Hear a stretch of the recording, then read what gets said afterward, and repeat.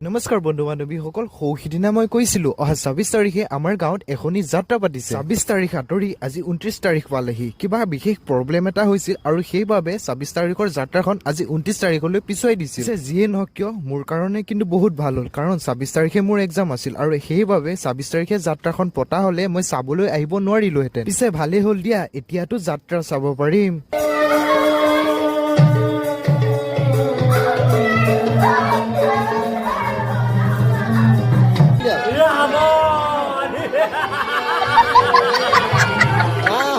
মজা হুঁচৰি লওঁ হুঁচৰি